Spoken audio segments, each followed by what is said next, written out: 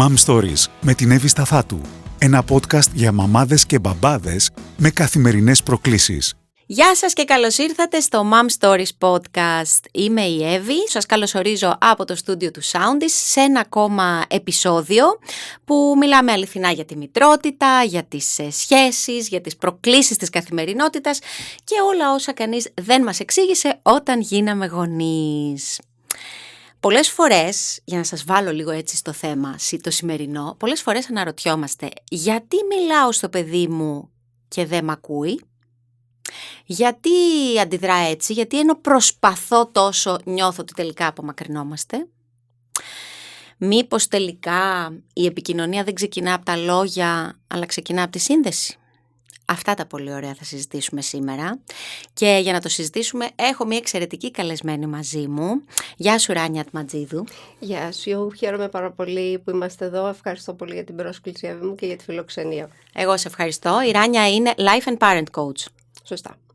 Και σύμβουλος θετικής διαπαιδαγώγησης. Και σύμβουλος θετικής διαπαιδαγώγησης. Με ένα πολύ ωραίο βιογραφικό, το χάζευα το βιογραφικό σου. Θα κάνω μια παρένθεση να πω ότι και αυτή η καλεσμένη μου έχει 3 παιδιά από ό,τι είδα. Είναι κάτι το φοβερό σε αυτό το podcast.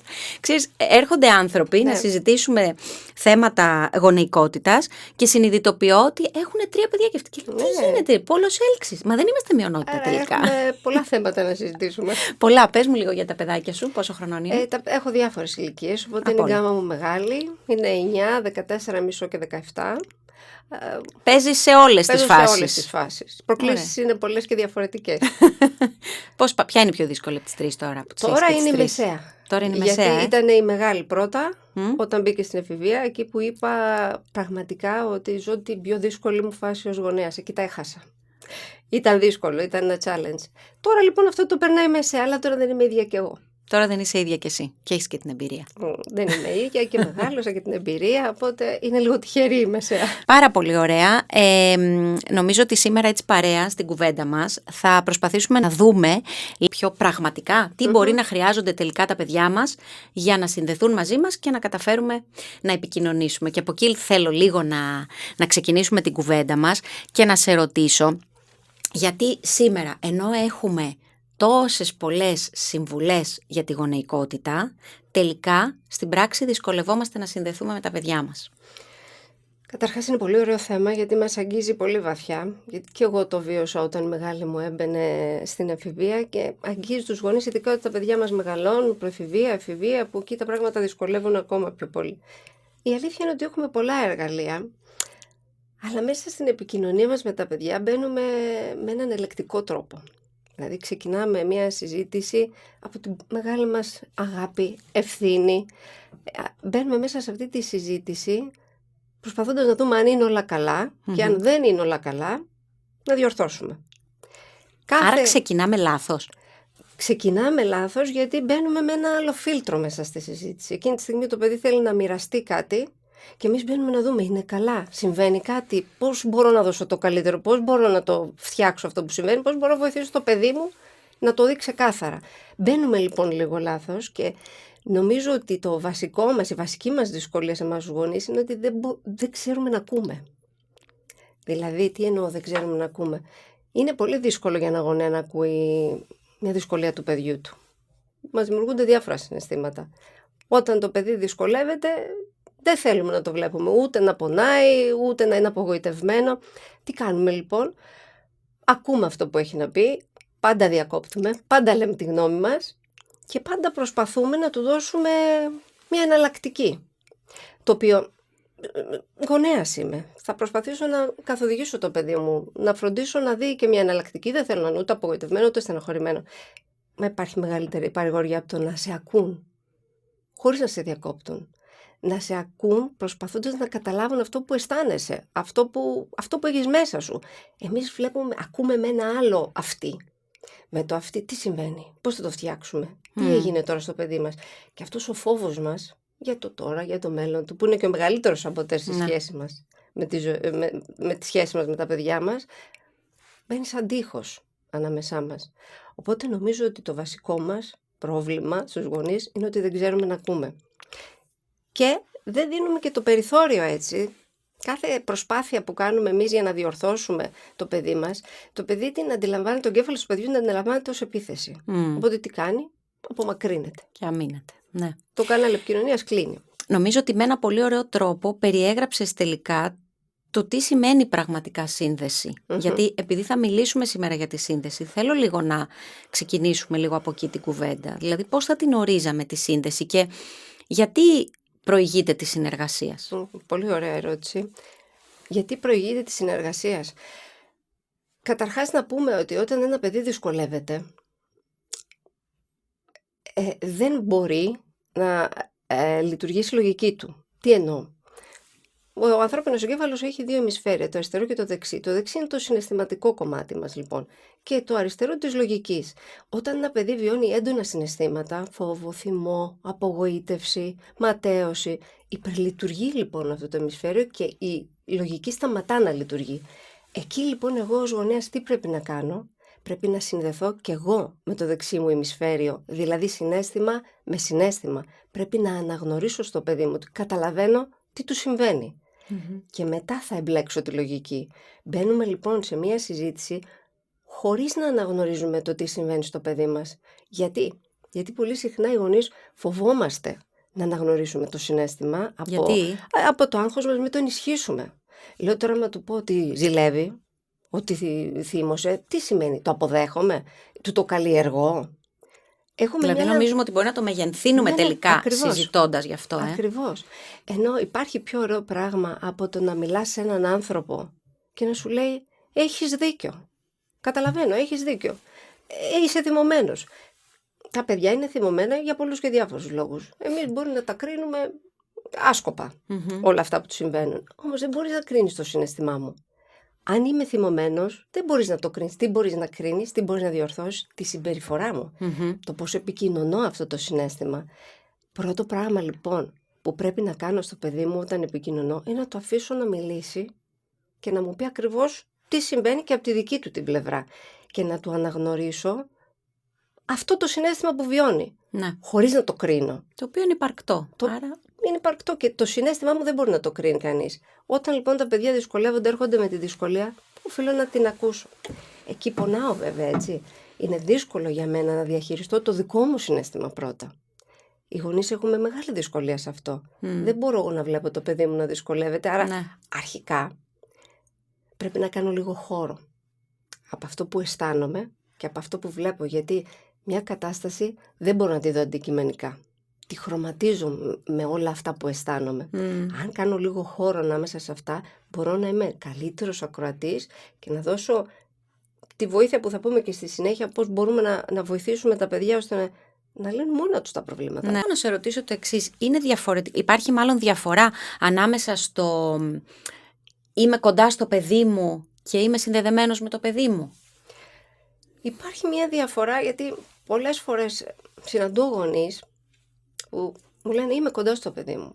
Μα πραγματικά η σύνδεση χρειάζεται λίγο φροντίδα. Γιατί μπορεί να είσαι κοντά στο παιδί σου, αλλά να μην μπορείς να μπεις μέσα στην ψυχή του. Γιατί καμιά φορά θέλά μας κλείνουμε το δρόμο. Γιατί όταν ακούμε δυσκολίες, όταν ακούμε προβλήματα, μπαίνουμε μέσα σε αυτά με μια αντίδραση. Δεν ανταποκρινόμαστε σε αυτό που ακούμε, αλλά αντιδρούμε. Και αυτή η αντίδρασή μας συχνά κλείνει την πόρτα. Γιατί όλο αυτό μας αναστατώνει και μας βγάζει έξω λίγο επιθετικά. Γιατί και ο δικός μας ο εγκέφαλος, τα πολλά τα συναισθήματα, τα ερμηνεύει διαφορετικά, αναλαμβάνει πρωτόγονος ο εγκεφαλός μας και μπαίνουμε κατευθείαν σε μια μάχη. Ναι, και εμείς τελικά. Παρόλο δηλαδή που αφορά η όποια συνθήκη ένα πρόβλημα, συναίσθημα του παιδιού μας, τελικά το κάνουμε δικό μας. Οπότε προσπαθούμε να βρούμε τη λύση μέσα από το δύσκολο συναίσθημα που έχουμε εμείς. Το καταλαβαίνω. Θεωρείς ότι η πίεση που αισθανόμαστε εμείς οι γονείς από τη δική μας τη ζωή, από τη δική μας την καθημερινότητα, παίζει ρόλο στο πώς συνδεόμαστε ή δεν συνδεόμαστε με τα παιδιά μας? Βεβαίως, μεγάλο ρόλο. Και γι' αυτό και λέμε δεν ξεκινάμε καμία μορφή επικοινωνίας όταν εμείς ή και το παιδί δεν είμαστε διαθέσιμοι. Δηλαδή όταν εγώ είμαι φορτισμένος, όταν έχω 1000 πράγματα στο μυαλό μου, όταν είμαι κουρασμένος και αντίστοιχα το παιδί έχει τα δικά του, δεν προσπαθώ να επικοινωνήσω. Το αφήνω. Και καλό είναι επειδή κάποιες φορές θα το κάνω. Ναι. Γιατί είμαστε και άνθρωποι. Αυτό σημαντικό να το θυμίζουμε. Βεβαίως. Ναι, είναι σημαντικό να το θυμίζουμε, γιατί και εμείς οι γονείς κυνηγάμε μια τελειότητα που δεν υπάρχει. Και καλό είναι να υπενθυμίζουμε μεταξύ μας ότι είμαστε καλοί γονείς και προσπαθούμε για το ακόμα καλύτερο που μπορούμε να δώσουμε. Οπότε λοιπόν, όταν δεν είμαι και εγώ σε κατάσταση, δεν μπορώ να μπω σε επικοινωνία. Επειδή όμως θα το κάνω, θα βγω εκτός αυτού, θα ξεκινήσω μια επικοινωνία που θα ακούσω πράγματα που θα με αναστατώσουν. Είναι καλό να επικοινωνώ στο παιδί μου πως έκανα λάθος. Γιατί και με τη συγγνώμη έχουμε ένα θέμα, την έχουμε λίγο παρεξηγημένη. Ναι. Όταν ζητήσω συγγνώμη από το παιδί μου, είναι σαν να πέφτω από το θρόνο μου, είναι σαν να μην αποτελώ πια παράδειγμα. Όμως η συγγνώμη είναι μαγική λέξη. Αν μπορώ να συμπληρώσω εδώ ότι δείχνουμε και μια ευαλωτότητα που είναι πολύ σημαντική να τη γνωρίζει το παιδί μας, ότι υπάρχει στη ζωή. Πολύ ωραία. Έτσι ακριβώς. Γιατί πρέπει να είμαι και ευάλωτος. Ναι. Είναι ο χαρακτήρας και ο δικός μου και όπως λες, είναι ένα καλό παράδειγμα στο παιδί μου. Όταν λοιπόν αντιδρώ με έναν τρόπο που δεν πρέπει, οφείλω να αναγνωρίσω και να αναλάβω την ευθύνη της δικής μου αντίδρασης. Γιατί λάθη θα κάνουμε, θα μπούμε σε συζητήσεις, θα πούμε πράγματα που δεν πρέπει. Οπότε και αυτό μπορούμε να κάνουμε το repair και να επανορθώσουμε ώστε να μας φέρει πιο κοντά στο παιδί μας.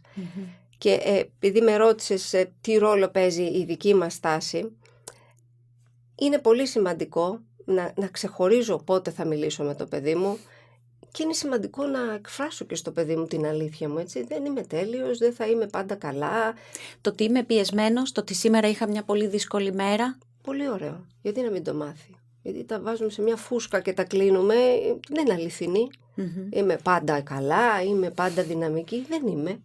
Γιατί είμαι άνθρωπος. Και το ίδιο σου επιτρέπω να είσαι κι εσύ. Ναι. Γιατί όταν βλέπεις πως δεν είμαι τέλεια, σου επιτρέπεται να είσαι κι εσύ μη τέλειος, οπότε είναι ξεκάθαρο. Πάμε να δούμε τώρα αυτές τις δύσκολες καταστάσεις που που καλούνται να αντιμετωπίσουν οι γονείς, για να δούμε και αν μπορούμε να τους δώσουμε έτσι και κάποια εργαλεία να έχουν στη φαρέτρα τους να αντιμετωπίζουν αυτές τις καταστάσεις. Νομίζω το πιο συνηθισμένο που θα ακούσεις από ένα γονιό είναι του μιλάω και νιώθω σαν να μιλάω στον τοίχο. Τι συμβαίνει εκεί πραγματικά? Μπορεί να είναι και μια στιγμή από αυτές που το παιδί δεν είναι ανοιχτό για συζήτηση.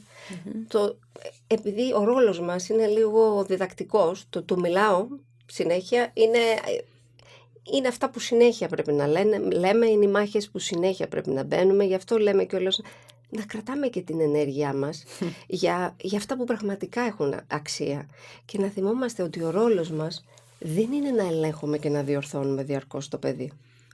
Όταν αυτό το καταλάβουμε και το αναγνωρίσουμε, φεύγει από πάνω μας ένα τεράστιο βάρος.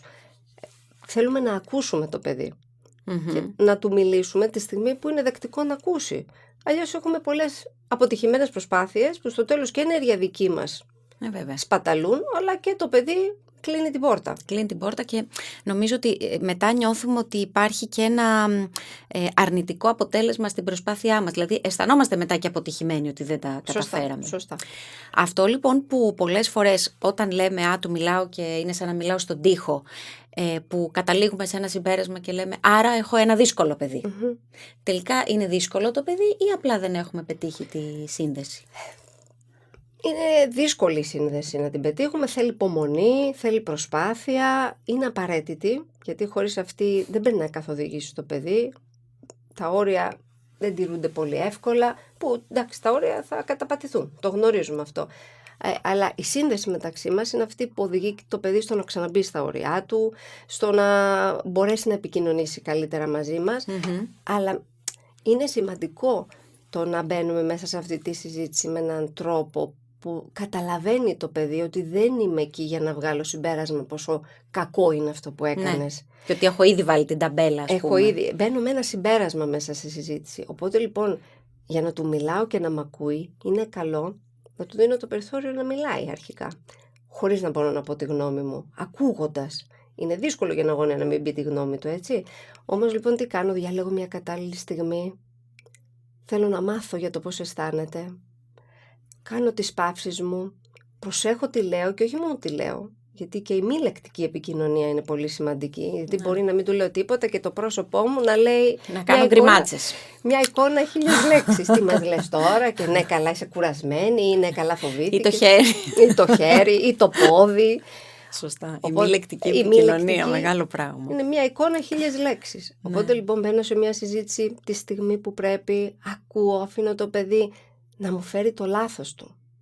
Αντιδρούμε πολύ όταν ακούμε πράγματα που μας στρεσάρουν. Ή από τη στεναχώρια μου θα πέσω στα πατώματα ή από το θυμό μου θα γίνω έξαλλη. Σε αυτή την περίπτωση λοιπόν το παιδί παίρνει αυτό το βάρος πάνω του. Νομίζω ότι είναι υπεύθυνο για το συναίσθημά μου. Οπότε τι κάνει, προσπαθεί να μας κρατήσει και τη σχέση καλή, να μην σου λέω και πολλά, αφού εσύ ή θα στεναχωρηθείς ή θα θυμώσεις, άσε καλύτερα να τα έχω μόνος μου. Τι θέλουμε όμως? Θέλουμε να είμαστε κοντά στο παιδί μας, γιατί το παιδί μας πρέπει να νιώθει ασφάλεια και να μπορεί να μοιραστεί το λάθος του.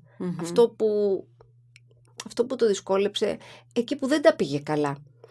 Άρα πρέπει να μάθω πώς να ακούω. Και νομίζω ότι εκεί είναι και το πιο χρήσιμο για μας τους γονείς, το να μαθαίνουμε τα δύσκολα, γιατί στα εύκολα και στα χαρούμενα είναι όλα καλά. Όλα καλά είναι εκεί. Τα δύσκολα είναι εκεί. Και επειδή έχω ακούσει και εγώ πολλά δύσκολα, ώρες δηλαδή απορώ πως κρατώ το στόμα μου. Γιατί πρέπει να ακούσω. Ναι. Όσο και αν δυσκολεύομαι με αυτό που ακούω. Και θέλω να πω τώρα και κάτι επίσης χρήσιμο, γιατί πολλές φορές εμείς οι γονείς, ειδικά όταν τα παιδιά μεγαλώνουν, θα ακούσουμε πράγματα τα οποία θα είναι πολύ δύσκολα και στα οποία δεν θα ξέρουμε πώς πρέπει να αντιδράσουμε. Εκεί προτιμάμε τη σιωπή. Είναι καλύτερο όταν ακούσω μια πληροφορία από το παιδί μου, η οποία μπορεί να με τρομάξει, μπορεί να με πανικοβάλει. Αλλά μπορεί να μην είμαστε και έτοιμοι να την ακούσουμε. Αλλά δεν ξέρω πώς να αντιδράσω αυτό. Είναι καλύτερο να προτιμήσω τη σιωπή και να πάρω τη βοήθεια που χρειάζομαι, να ενημερωθώ, να δω πώς μπορώ να σταθώ απέναντι στο παιδί μου και γιατί είναι προτιμότερη η σιωπή. Γιατί το σοκ βγάζει μια άσχημη αντίδραση. Τι αποτέλεσμα έχει? Το παιδί παίρνει αυτή την άσχημη αντίδραση, λέει Παναγία μου τι έκανα, είναι πολύ κακό. Μαζεύεται. Κλείνω. Άρα έχουμε αποσύνδεση. Αποσύνδεση, ακριβώς, έχουμε αποσύνδεση. Οπότε το πιο δύσκολο είναι να μάθουμε λίγο να ακούμε, να διαχειριζόμαστε τη συμπεριφορά μας, να διαχειριζόμαστε το συναίσθημά μας. Επίσης δύσκολο. Αλλά είμαστε γονείς, έχουμε πορεία. Εντάξει, και δεν είμαστε κι άτρωτοι. Οπότε... Και δεν είμαστε κι άτρωτοι. Σε αυτά τώρα τα επικοινωνιακά λάθη που κάνουμε, ας πούμε, εμείς οι γονείς, καλοπροαίρετα πάντα, αλλά από άγνοια. Πού θα τοποθετούσες όλο αυτό το κομμάτι που έχει να κάνει με τις φωνές και με τις τιμωρίες? Πόσο πολύ μπορεί να επηρεάσουν τη δυσκολία της σύνδεσης με τα παιδιά? Όπως καταλαβαίνεις, αρκετά. Άλλο είναι να φωνάξω μια φορά στο τόσο, να βγω εκτός. Είπαμε και εκεί όμως, έτσι. Είναι πολύ βοηθητικό να κάνω το repair, να αναλάβω την ευθύνη της αντίδρασής μου. Σου φώναξα, δεν έπρεπε, ήμουν κουρασμένη, ήμουν. Όταν είναι μια σχέση μέσα στις φωνές και μέσα στις διορθώσεις, δεν μπορεί. Δες και εμάς τους ενήλικες. Σου αρέσει να είσαι με έναν άνθρωπο που όλο φωνάζει και όλο σε τιμωρεί. Και να πούμε ότι κανένα παιδί δεν λειτουργεί καλύτερα όταν αισθάνεται χειρότερα. Όταν λοιπόν ένα παιδί το βάλει στη τιμωρία, μην περιμένεις καλύτερα αποτελέσματα. Έτσι είναι, ακριβώς, συμφωνώ απόλυτα. Και εκεί έρχονται να πούνε κάποιοι ότι ναι, αλλά τελικά βάζοντας, ξέρω εγώ, την τιμωρία, αποκαθίσταται το πρόβλημα. Τη συγκεκριμένη στιγμή βέβαια. Είναι μια παγίδα αυτή, γιατί μας φέρνει ένα άμεσο αποτέλεσμα, κάποιες φορές, μας φέρνει ένα άμεσο αποτέλεσμα, με αυτό το αποτέλεσμα κρύβεται πίσω από το φόβο. Δηλαδή, ο σκοπός, καταρχάς, ας μην μιλήσουμε για τιμωρίες, ας μιλήσουμε για συνέπειες καλύτερα. Γιατί οι τιμωρίες έχουν έναν ρόλο διαφορετικό από τη συνέπεια. Κάθε πράξη έχει τη συνέπειά της. Η συνέπεια λοιπόν για να είναι διδακτική στο παιδί και βοηθητική, πρέπει καταρχάς να σχετίζεται με αυτό που έγινε. Πρέπει να ορίζεται με σεβασμό και πρέπει το παιδί να μάθει κάτι μέσα από αυτό, έτσι. Δηλαδή, το σε βάζω τιμωρία για να σου δείξω πόσο κακό είναι αυτό που έκανες και πόσο κακός είσαι, δεν πρόκειται να βοηθήσει το παιδί, γιατί ένα παιδί που νιώθει κακό δεν μπορεί να λειτουργήσει. Κρύβεται πίσω από αυτή την ταμπέλα του κακού παιδιού, την υιοθετεί, οπότε λειτουργεί πάντα έτσι. Οι συνέπειες είναι απαραίτητες. Μέσα σε ένα πλαίσιο όμως ενσυναίσθησης και σεβασμού, όπως είπαμε, να βοηθάνε το παιδί, να δει τι συνέβη, τι έκανε λάθος και τι μπορεί να κάνει καλύτερα. Φωνές υπάρχουν. Όσο και εμείς δεν είμαστε ήρεμοι. Ναι. Εντάξει, νομίζω ότι είναι και πολύ σημαντικό αυτό που είπες, ότι κάποια στιγμή θα έρθει και η ώρα που και εμείς θα βγούμε εκτός εαυτού και θα φωνάξουμε, αλλά το κομμάτι του αναλαμβάνω και εγώ το μερίδιο ευθύνης που μου αναλογεί σε αυτό, είναι σημαντικό να το έχουμε στο μυαλό μας. Νομίζω ότι πολλοί γονείς αισθάνονται ότι εάν σε μια συνθήκη που το παιδί μου έχει μια χή συμπεριφορά την οποία θα ήθελα ας πούμε να αλλάξω, εάν εγώ φωνάξω και μετά πω συγγνώμη όμως που φώναξα, σαν να του δίνω και αυτόματα δίκιο, ενώ δεν είναι έτσι. Νομίζω ότι μπορούμε να διαχωρίσουμε, έτσι δεν είναι? Πολύ σωστά, πολύ σωστά. Το συγγνώμη δεν σημαίνει ότι δέχομαι αυτό που έκανες. Γιατί και εγώ για να φωνάξω, εντάξει, κάτι με έχει οδηγήσει στο να φωνάξω. Όμως αυτό, το πώς αντιδρώ είναι καθαρά δικό μου θέμα. Το αν εγώ επιλέξω να φωνάξω ή να πάω στο άλλο δωμάτιο να πάρω 2 βαθιές αναπνοές για να μπορέσω να κατεβάσω λίγο την έντασή μου. Το αν θα πω στον πατέρα τους, μπορείς να το αναλάβεις εσύ. Έχω πολλούς τρόπους να λειτουργήσω. Εγώ επιλέγω λοιπόν εκείνη τη στιγμή να φωνάξω. Αυτό είναι καθαρά δική μου αντίδραση. Οπότε πρέπει να ζητήσω συγγνώμη για την αντίδρασή μου. Δεν σημαίνει ότι είμαι ok με αυτό που έκανες. Και αυτό πρέπει να το ξεκαθαρίσουμε. Γιατί θα φωνάξω, θα βγω εκτός εαυτού, όταν θα σου ζητήσω συγγνώμη, σου ζητώ για αυτό που έκανα εγώ. Ναι. Σου ζητώ συγγνώμη που σε τρόμαξα με τη φωνή μου, που σε έκανα να αισθανθείς άσχημα. Δεν σημαίνει ότι σύμφωνο με αυτό που κάνεις. Αυτό θα το συζητήσουμε αργότερα ανεξάρτητα. Ναι. Αλλά η πράξη μου... Ναι. Νομίζω ότι εκεί είναι μια παγίδα που πέφτουν συχνά οι γονείς. Δηλαδή θεωρούν ότι εάν εστιάσουν στο να πετύχουν τη σύνδεση με το παιδί, που αυτό που έλεγες πολύ ωραία πριν είναι προϋπόθεση για να έρθει και η συνεργασία, το πάνε ανάποδα. Δηλαδή νιώθουν ότι αν εγώ εστιάσω στο να συνδεθώ με το παιδί μου, δεν θα μπει τελικά το όριο. Ενώ δεν είναι έτσι. Όχι, έτσι δεν είναι? Πολύ σωστά, δεν είναι καθόλου έτσι. Γιατί τη σύνδεση πώς την πετυχαίνω? Με καλοσύνη και σταθερότητα. Καλοσύνη δεν σημαίνει να κάνω ό,τι θέλει το παιδί μου. Σημαίνει ότι είμαι εκεί, λειτουργώ με ενσυναίσθηση, λειτουργώ με σεβασμό, βλέπω το παιδί μου, ακούω τη φωνή του, το οποίο είναι και το ζητούμενο του παιδιού, να νιώσει ότι το καταλαβαίνουν, ότι ένας άνθρωπος με καταλαβαίνει και όχι ένας, ο γονιός μου, ότι συνδεόμαστε. Αυτό είναι η σύνδεση. Σε καταλαβαίνω. Οπότε λοιπόν τι κάνω? Πώς σου δείχνω ότι σε καταλαβαίνω? Δεν σε τιμωρώ όταν θυμώνεις. Γιατί και με αυτά τα συναισθήματα τα έχουμε έτσι παρεξηγημένα. Ειδικά τον θυμό. Θυμός είναι ένα δευτερογενές συναίσθημα. Κάθε δύσκολη συμπεριφορά του παιδιού είναι μια ευκαιρία για εμένα ως μητέρα να ψάξω να βρω τι κρύβεται πίσω από αυτή τη δυσκολία. Γιατί πίσω από κάθε έντονη συμπεριφορά κρύβεται πάντα μια δυσκολία του παιδιού. Δεν είμαι ικανός, δεν μπορώ να τα καταφέρω, δεν με αγαπάνε, δεν με βλέπουν. Λειτουργώ λοιπόν με καλοσύνη για να μπορέσω να συνδεθώ με το παιδί μου, αλλά λειτουργώ και με σταθερότητα, που δεν σημαίνει τιμωρίες, αλλά όρια. Καθώς τα όρια είναι απαραίτητα για τα παιδιά. Γιατί είναι τα ίδια που τα έχουν ανάγκη για να νιώθουν ασφάλεια. Συνδέομαι λοιπόν, δεν σημαίνει δεν υπάρχουν όρια. Αντιθέτως θα έλεγα, σημαίνει ότι τα όρια μου είναι ξεκάθαρα και επειδή υπάρχει αυτό το connection, αυτή η σύνδεση με το παιδί μου τα ακολουθεί, και όταν δεν θα τα ακολουθήσει, γιατί θα γίνει και αυτό, η σύνδεση δεν σημαίνει ότι είμαστε ok, όλα καλά. Και όλα καλά.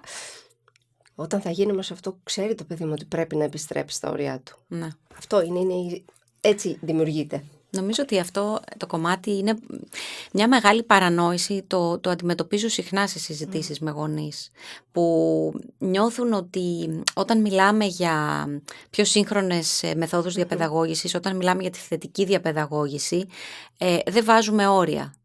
Και αυτό εντάξει είναι τώρα μια πολύ μεγάλη συζήτηση, αλλά τελικά νομίζω ότι πολύ εύστοχα το είπες, ότι υπάρχουν, το κομμάτι των ορίων τελικά υπάρχει περισσότερο σε αυτές τις μεθόδους, γιατί τα όρια είναι ξεκάθαρα, παρά σε άλλα μοντέλα, ας πούμε, τιμωρητικής πειθαρχίας, ας πούμε, αν μπορώ να το πω έτσι, που τελικά δεν είσαι και πολύ σίγουρος ως παιδί ποιο είναι το όριο και πώς θα αντιδράσει ο γονιός κάθε φορά που δεν θα τηρηθεί το όριο. Και ξέρεις, πάνω σε αυτό θα ήθελα να συμπληρώσω, γιατί έχω τύχει να βρεθώ με γονείς που ακολουθούν αυτά τα μοντέλα που λες τα τελευταία. Μου φαίνεται λίγο ουτοπικό να το πω, όταν ένας γονέας πιστεύει ότι με την τιμωρία και τον αυταρχικό τρόπο ότι έχει ένα παιδί που συνεργάζεται. Δεν συνεργάζεται το παιδί όταν δείχνει στο γονέα πως κάνει αυτό που θέλει ο γονέας. Λειτουργεί μέσα από ένα φίλτρο φόβου το οποίο αφήνει άσχημα κομματάκια μέσα στην ψυχή του. Και ξέρω πάρα πολλούς γονείς που μου λένε εγώ κάθετα το σταμάτησα αυτό που έκανε μια συνήθεια το παιδί μου. Και το παιδί το κάνει κρυφά. Δηλαδή το ζητούμενο ποιο είναι? Να νιώθω ασφαλής θεωρητικά ότι το παιδί μου το έχει σταματήσει, να ξέρω την αλήθεια. Για εμένα σαράνια, όσο και αν με πονάει η αλήθεια συχνά, θέλω να ξέρω την αλήθεια. Γιατί μόνο γνωρίζοντας την αλήθεια, όταν το παιδί μου χρειαστεί την παρέμβασή μου, θα ξέρω πότε πρέπει να τη δώσω, πότε πρέπει να μπω. Για να δώσουμε έτσι και μερικά πρακτικά εργαλεία στους γονείς για το θέμα που συζητάμε. Ποιο είναι ίσως το πρώτο πράγμα που μπορεί να αλλάξει ένας γονιός στην καθημερινότητά του για να μέσα από μικρές καθημερινές στιγμές να χτίσει αυτή τη σύνδεση με τα παιδιά του? Ωραία. Να χτίσει τη σύνδεση και κατ' επέκταση και την επικοινωνία. Καταρχάς ας αποδεχτούμε ότι τα παιδιά δεν μιλάνε όποτε θέλουμε εμείς. Γιατί δεν είναι ρομπότ. Όχι. Το ακούω παράπονο από πολλούς γονείς. Ότι προσπαθώ να του μιλήσω. Δεν μιλάνε όποτε θέλουμε εμείς. Κλασικό παράδειγμα είναι το πώς πέρασε στο σχολείο. Που πρέπει με το που γυρίσει να τα πει όλα χαρτί και καλαμάρια. Πώς πέρασε, πώς έγραψε, τι σου είπαν οι καθηγητές. Ας ξεκινήσουμε από αυτά τα απλά βήματα. Ας κρατηθούμε λοιπόν και όταν γυρίσουν τα παιδιά μας από το σχολείο, ας πούμε πώς ήταν η μέρα σου. Ένα γενικό, πάλι να χωθούμε λιγάκι. Πώς πέρασες? Θα μου πεις, δεν είχε πάει εκδρομή, μα πρέπει να δείξω στο παιδί μου ότι δεν με ενδιαφέρει μόνο το διαγωνισμά του. Οπότε λοιπόν πολύ ωραία, όπως πολύ σωστά το λες, με το που γυρίσει από το σχολείο, καλώς το, πώς πέρασες, κάθισε. Θα πω κάτι τώρα που μου έρχεται στο μυαλό, δεν κολλάει ακριβώς στην επικοινωνία, όμως κολλάει στη σύνδεση. Είναι ωραίο να λέμε στα παιδιά μας όμορφα λόγια σε στιγμές άσχετες. Την ώρα που βλέπουμε με μια ταινία, άμα βλέπουμε ακόμα μαζί ταινίες ή έχουν μεγαλώσει πολύ, την ώρα που είμαστε στο αυτοκίνητο και τα πάμε κάπου. Τι εννοώ όμορφα λόγια? Πολύ ωραία τα μαλλιά σου, πολύ όμορφο αυτό που έκανες. Σε αγαπώ πολύ. Είμαι πολύ περήφανη για σένα, χωρίς λόγο. Για να αρχίζουμε σιγά σιγά με μικρές λεξούλες να κάνουμε το βλέμμα του παιδιού να στραφεί προς εμάς. Αυτό θέλουμε αρχικά. Να τονίσουμε τα καλά του τα στοιχεία. Γιατί εμείς εντοπίζουμε, σου φέρνει ένα διαγώνισμα με 200 λέξεις σωστές η μικρή και αν υπάρχει ένα λάθος, εδώ έχεις λάθος. Πες μου ότι έχω και τις άλλες 199 σωστές. Το παραβλέπουμε. Με όμορφο τρόπο λοιπόν ας προσπαθήσουμε να περιορίσουμε όσο το δυνατόν τις μάχες μας, να τις κρατήσουμε για αυτά που πραγματικά έχουν αξία. Αυτό είναι το μότο μου, να ξέρεις, την γονεϊκότητα. Ναι. Πραγματικά. Πολύ σημαντικό. Πολύ σημαντικό, γιατί άμα θέλεις βρίσκεις 1000 λόγους. Αλλά δεν είναι το ζητούμενο αυτό. Τονίζουμε τα καλά χαρακτηριστικά.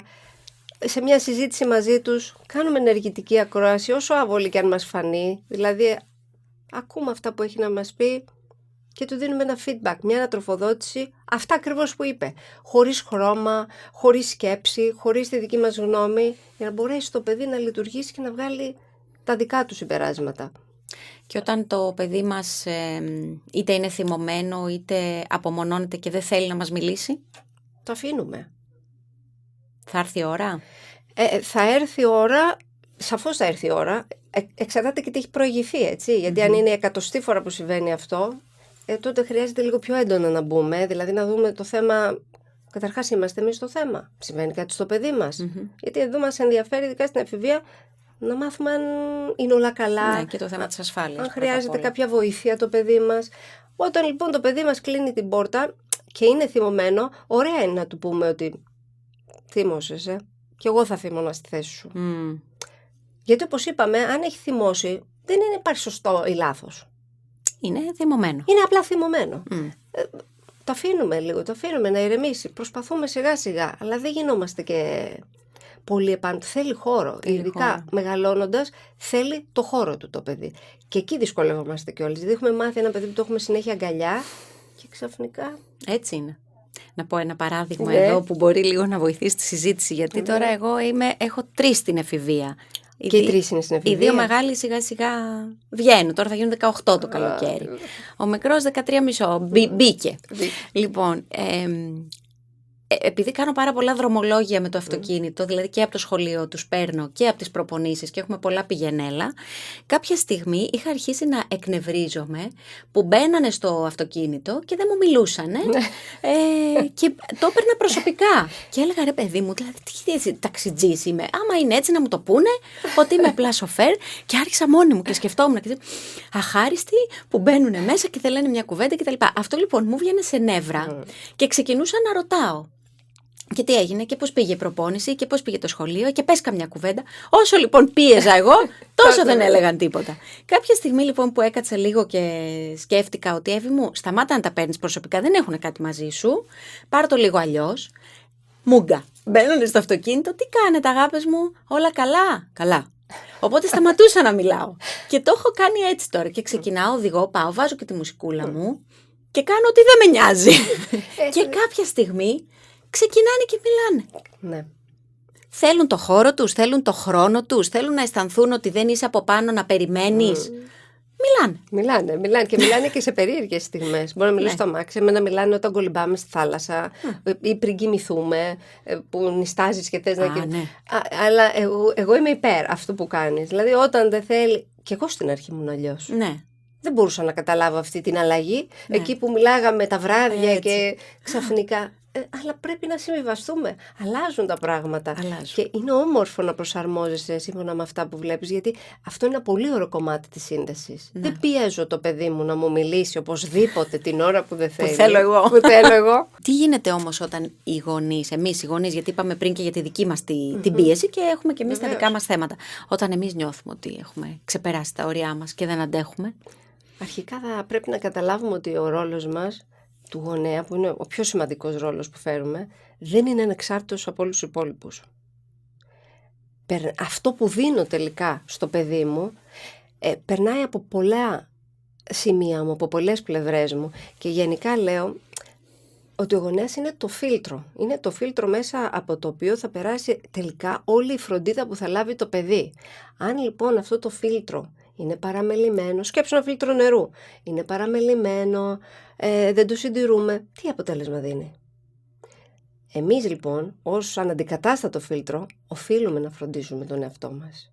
Να παίρνουμε 5 λεπτάκια, 10 λεπτάκια, να πίνουμε έναν καφέ μόνοι μας, να μπορέσουμε να κάνουμε κάτι που ξεκουράζει το μυαλό και την ψυχή μας. Ό,τι είναι αυτό. Γιατί δεν είμαστε μόνο γονείς, και αυτό δεν το λέω θέλοντας να δείξω δεν είμαι μόνο γονέας, είμαι γυναίκα, είμαι ένας άνθρωπος και δεν μπορώ να ξεχωρίσω αυτό το ρόλο από τους υπόλοιπους, γιατί είναι όλοι μαζί μέσα μου. Όταν λοιπόν εγώ είμαι κουρασμένη ή αγχωμένη ή φορτισμένη, αυτή η ένταση θα βγει στο παιδί μου. Πρέπει να παίρνω λίγο χρόνο για μένα. Πρέπει να με φροντίζω, δεν νομίζεις? Συμφωνώ απόλυτα. Γι' αυτό πήγα και το ταξίδι που λέγαμε. Και πολύ καλά έκανες. Σε έβλεπα και σε καμάρωνα, χαιρόμουν πάρα πολύ. Χρειάζεται. Συμφωνώ απόλυτα. Χρειάζεται, και ξέρεις, όχι. Πολλούς γονείς βλέπω, όχι, εγώ δεν μπορώ στο παιδί μου. Μα για το παιδί σου το κάνεις. Ναι. Όταν είσαι εσύ καλά, το παιδί σου ευνοείται. Ναι. Δηλαδή, εγώ δεν σου λέω να κλέψεις χρόνο από το παιδί σου. Εγώ τι σου λέω? Να φροντίσεις τον εαυτό σου, γιατί αυτό που θα πάρει το παιδί σου θα είναι πολύ καλύτερο. Ναι. Χωρίς να σημαίνει ότι θα πρέπει συνέχεια να λείπω μία μέρα, έτσι. Καθημερινά πράγματα που με βοηθάνε. Ναι. Εμείς τώρα ξεκινάμε τον κύκλο γονέων του Mindful Parents για αυτό το λόγο, για να μπορεί ο γονέας κάπου να σταθεί, κάπου να είναι χωρίς πρέπει, κάπου να ξεκουράσει λίγο το μυαλό του, την ψυχή του. Είμαστε ένα σύνολο. Οπότε δεν μπορούμε να ξεχωρίζουμε. Είμαι γονέας, είμαι εργαζόμενη, είμαι μητέρα, είμαι σύντροφος. Είναι όλα ένα. Νομίζω απλά το είμαστε άνθρωπος τα λέει όλα. Τα λέει όλα. Για να κλείσουμε, θέλω έτσι να σε ρωτήσω, αν είχαμε τώρα μια μαμά που μας ακούει και σκέφτεται πω τα κάνω όλα λάθος, τι θα της λέγαμε? Τι θα της λέγαμε? Καταρχάς, εγώ θα της έλεγα ότι δεν υπάρχει γονέας που να μην κάνει πάρα πολλά και τεράστια λάθη με πρώτη και καλύτερη εμένα. Το ζητούμενό μας δεν είναι να τα κάνουμε όλα σωστά. Το ζητούμενό μας είναι να προσπαθούμε, να μαθαίνουμε, γιατί η γνώση βοηθάει πάρα πολύ, και θεωρώ πολύ άδικο για έναν γονέα με όλα όσα περνάει να έχει τύψεις και ενοχές, και αντί να αισθάνεται τύψεις να καμαρώνει που μαθαίνει και αλλάζει. Αυτό λέγεται εξέλιξη. Οπότε, γιατί αυτό συνήθως το αντιμετωπίζω όταν δίνω κάποια καινούργια πληροφορία και μου λένε «Αχ, λάθος το κάνω αυτό. Αχ, λάθος το... Τι θα κάνω τόσα λάθη?» Να μην έχεις ενοχές. Εξελισσόμαστε. Η γονεϊκότητα είναι ένα πολύ μεγάλο ταξίδι. Δεν μπορούμε να μείνουμε αμετάβλητοι μέσα σε αυτό. Εκείνη τη γνώση είχαμε παλαιότερα, με εκείνη λειτουργούσαμε. Άλλη γνώση τώρα, νέα εμπειρία. Είναι ένα δώρο να μπορείς να εξελίσσεσαι, όχι να έχεις τύψεις για αυτά που δεν κάνεις σωστά, γιατί κάνεις τόσα πολλά καλά, αλλά πάντα εστιάζουμε σε αυτό που δεν κάνουμε καλά. Πάντα. Εγώ θα της έλεγα λοιπόν ότι τα πάει σίγουρα υπέροχα, γιατί κάθε γονέας θα πάει υπέροχα, απλά μπορεί να δώσει καλύτερο ακόμα και στον εαυτό του και στο παιδί του, όπως όλοι οι άνθρωποι σε όλους τους τομείς. Ναι. Και κάθε φορά που νομίζουμε ότι κάτι το έχουμε κατακτήσει, αλλάζει η φάση των παιδιών μας, η ηλικία τους, αλλάζει η δική μας. Και ξεκινάμε. Μεγάλο ταξίδι και για το παιδί και για εμάς τους γονείς. Αυτό που σου είπα στην αρχή, δεν είμαι ίδια πια. Όταν μεγάλωνα την μεγάλη μου κόρη με τη μεσαία μου κόρη, δεν είμαι ίδια. Νομίζω ότι πήραμε έτσι πάλι μέσα από αυτή την κουβέντα σήμερα και μία υπενθύμηση που νομίζω ότι πολύ συχνά τη χρειαζόμαστε, ότι οι γονείς δεν χρειάζεται να είμαστε τέλειοι γονείς και δεν υπάρχουν και τέλειοι γονείς, ούτε τέλειοι άνθρωποι, αλλά το να προσπαθούμε να εξελισσόμαστε και να βελτιωνόμαστε και με τη γνώση αυτή που θεωρώ ότι είμαστε σε μια εποχή που είμαστε τυχεροί ως γενιά γονέων. Συμφωνώ. Γιατί υπάρχει η γνώση απλόχερα δίπλα μας. Νομίζω ότι μπορούμε να βρίσκουμε έτσι τρόπους και εργαλεία να κάνουμε και την καθημερινότητά μας πιο εύκολη και να πετυχαίνουμε και αυτή την περιβόητη σύνδεση με τα παιδιά μας που είναι ουσιαστική σημασία. Είναι ουσιαστική. Πάρα πολύ θέλω να σε ευχαριστήσω. Εγώ σε ευχαριστώ πολύ. Ήταν πραγματικά πολύ ωραία η συζήτηση μαζί σου. Γενικά είναι πολύ ωραίο να συζητά κάποιος μαζί σου, γιατί λάμπεις ολόκληρη. Ήταν μεγάλη μου χαρά. Και εμένα. Πολύ. Και νομίζω ότι ήταν ωραία. Ελπίζω να σε ξαναδώ. Βέβαια. Και σε ευχαριστώ πάρα πολύ. Εσύ κάνεις online συνεδρίες ή διαζώσεις? Εγώ κάνω online συνεδρίες, κάνουμε workshops. Τώρα ξεκινάμε τον κύκλο γονέων, τον οποίο τον περιμένουμε με μεγάλη ανυπομονησία. Ο πρώτος κύκλος θα γίνει το Μάιο. Ναι. Είναι online? Όχι, είναι διαζώσεις. Είναι διαζώσεις. Ναι, είναι διαζώσεις. Στην Αθήνα. Στην Αθήνα. Σωστά. Και ετοιμάζουμε διάφορα πράγματα από Σεπτέμβρη. Μπράβο. Να είμαστε σε σύνδεση και με τους γονείς. Πάρα πολύ ωραία. Οπότε μπορεί να σε βρει κανένας ούτως ή άλλως και μέσα από τα social. Και το site? Το site είναι mindfulparents.gr. Πάρα πολύ ωραία. Καλή επιτυχία λοιπόν στον κύκλο γονέων. Ευχαριστώ πολύ, Εύη μου. Ευχαριστώ και πάλι. Ευχαριστούμε πάρα πολύ και εσάς που ήσασταν μαζί μας και σε αυτό το επεισόδιο. Να θυμίσω ότι είναι σημαντικό, επειδή αυτό το podcast απευθύνεται σε εσάς τους γονείς, σε εμάς τους γονείς, γιατί και εγώ μαθαίνω μέσα από αυτό, να μου στέλνετε θέματα που σας απασχολούν, προβληματισμούς, προκλήσεις που αντιμετωπίζετε και να τα συζητάμε εδώ παρέα. Μην ξεχάσετε έτσι, αν αυτό το επεισόδιο σας μίλησε με κάποιο τρόπο, να το μοιραστείτε και με άλλους γονείς που ενδεχομένως να τους φανεί χρήσιμο. Τα λέμε λοιπόν στο επόμενο επεισόδιο την επόμενη εβδομάδα. Να είστε όλοι καλά. Σας χαιρετώ και σας φιλώ. Ακούσατε το podcast Mom Stories με την Εύη Σταθάτου, μια παραγωγή του Soundist.gr.